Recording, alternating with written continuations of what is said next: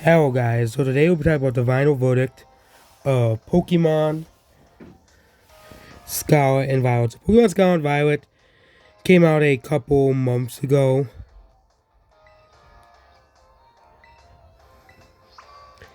Yeah, and is Pokemon Scarlet and Violet a good or bad game? So I did 2 reviews and they were very negative reviews. People like you're too negative. Actually, nobody said that, but the reviews were of Overwatch 2, which is a pay-to-win piece of garbage, and Genshin, which again is a pay-to-win piece of garbage. So we'll be going over the pros and cons of Pokemon Scarlet and Violet.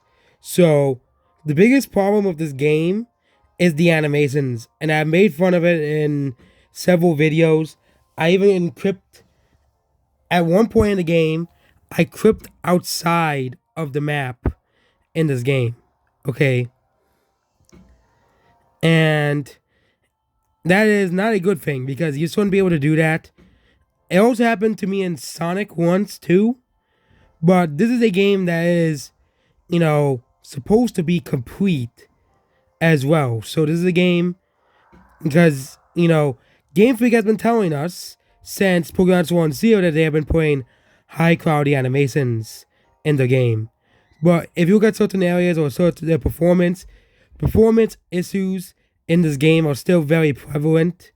And yeah, this is, I think Pokemon could definitely use more than one development team.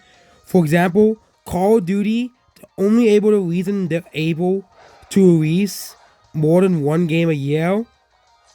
No, not more than one game a year. One game every year is that they have multiple development teams for Call of Duty. Pokemon has one, and that's Game Freak. Game Freak is the only development team for Pokemon, and that's not a good thing, because if you're releasing games annually, it's not a good thing. And they released 2 Pokemon games this year. Both games have been criticized for the performance and graphical quality. Pokemon Legends Arceus and Pokemon Scarlet and Violet. Pokemon Sword and Shield has also been criticized for the same reasons. But Pokemon Scarlet and Violet has the same problems as the previous Pokemon games. I have not played Legends Arceus or Sword and Shield, but the problems of this game are even worse than both of those games. And further shows that they need time between these games. Mario Odyssey had one development team behind it, and the game was complete and was not full of performance issues and glitches. Imagine Mario Odyssey was released with performance issues and glitches. People wouldn't be praising Mario Odyssey left and right. Save as Zelda Breath of the Wild. There is no reason this game should have been launched like this. And then you have people who will say, but why do you care so much about graphical quality? And why do you care so much about game performance? Well, it seems that people are finally starting to realize that game performance and graphical quality actually matters in a game. Okay? If you can compare Pokemon Scarlet and Violet to other games on the Switch, for example, the most recent game would be Pokemon Kirby and the Forgotten Land, which was made by, HAL Laboratory. Well, the only games they make are most basically Kirby games and Smash Bros. And they were still able to make Kirby and the Forgotten Land a very, enjoyable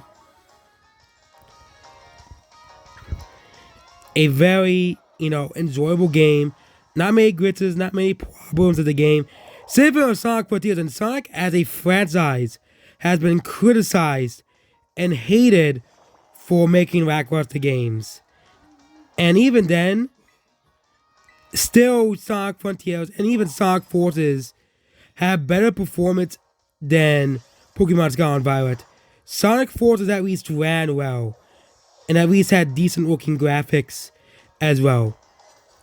It's just the plot wasn't that great in Sonic Forces, and the game wasn't long enough as well. But at least the game performed better than Pokemon Scarlet and Violet. At least the game was complete at once. But Pokemon Scarlet and Violet has low quality animations. For example, there's this area with the windmill in the game, and the windmill moves very slowly. I could go, of course, show you the windmill, but I have to complete this battle first.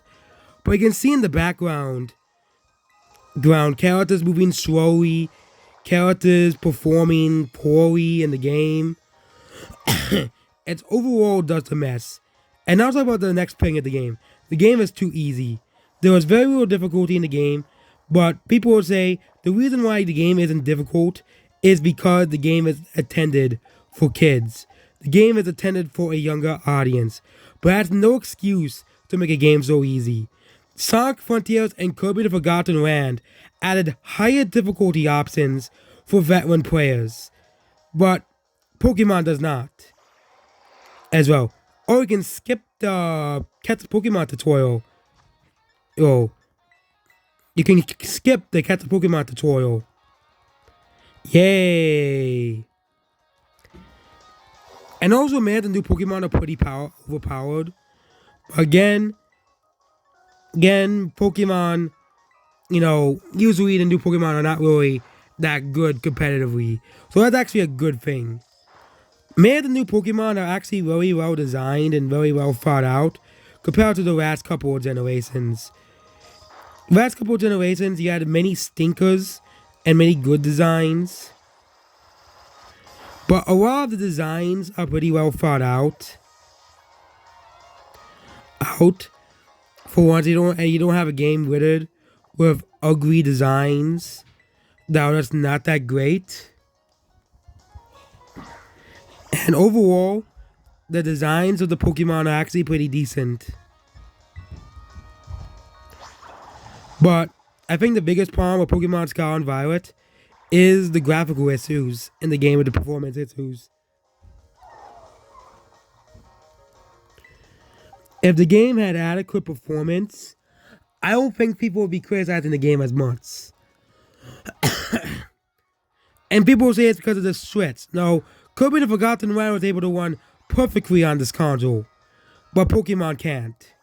Pokemon was able to run perfectly on consoles like the DS and Game Boy, but can't run on the Switch well. And yeah, Pokemon games like Pokemon Sun and Moon had some performance issues, but again, that was mostly because of the limitations of the 3DS. The Switch is a much more powerful console than the 3DS. Despite that, the Switch games have way worse graphics and performance issues than the game. The gameplay, is basically the same as most Pokemon games as well. So the gameplay is very similar to most Pokemon games. It has remained unchanged. The only thing that introduces to change up the gameplay is the terrestrialization mechanic, which usually just boosts the Pokemon's type or gives the Pokemon a new type. I think it's a very interesting and unique gimmick. Well, Pokemon did survive 5 generations without having a new gimmick. And I really think the Pokemon games do not need a gimmick before they run out of ideas. Does for gimmicks. But again, who knows at this point with Pokemon as well. The newer Pokemon have some decent animations, but the animations are still mostly the same. And the Pokemon designs, I'm talking about the idle animations, are the same designs used since the 3DS era. For example, Pikachu has the same exact design. The new characters are actually all pretty great. This is some of the best new characters we had in a while for Pokemon. For example, Pokemon Sun and Moon, you had Hau, which was pretty bad. For example, look at the rivals between games, and the Mona is probably one of the best rivals since Gen 4. Actually, Gen 5. Because Gen 5 you had N and Hugh. They were pretty good rivals. So yeah, since Gen 5. And they could count Gradian as a rival, so really Gen 7. Because Gen 8 you just had Hop, who was a boring rival. He wasn't very interesting. All your Pokemon are fainted. Can only carry 6 Pokemon at a time. But yeah, the biggest problem with the game is the issues of the performance. Also, like, for example, you had to correct all the Sun 4, and the Sun 4, they lagged a lot. Pokemon lag a lot in this game as well. So clearly the game was released unfinished. And I think that Game Freak should be taken to the same level of scrutiny as other developers are put at. There is no excuse for a game to run this badly and to have this bad animations. Also, instead of like exploring the school, they just put you through loading screens instead. Same thing if you enter a building and stuff, you basically have no animations or no interior. Even the older Pokemon games had interiors for the buildings. This really shows that Game Freak is a very lazy company. Or, for example, the picnic animations, which are very infamous, and I posted in the gameplay videos of Pokemon Scarlet and Violet as well. Another good feature this game introduced is the bike Pokemon and the ability to walk with your Pokemon and just throw out your Pokemon and have them walk with you and have them auto battle. It is pretty bad when you're trying to get shinies, but other than that, it's a pretty cool feature. And yeah, I didn't really use it too much because I'm lazy, but it's a pretty cool feature if you want to walk around with your Pokemon as well. And also you can choose not or to walk with your Pokemon. It's not like a Pokemon, Soul Silver and Heart Gold, or they just walk with you all times. It's more realistic where you can choose to have your Pokemon walk with you or not.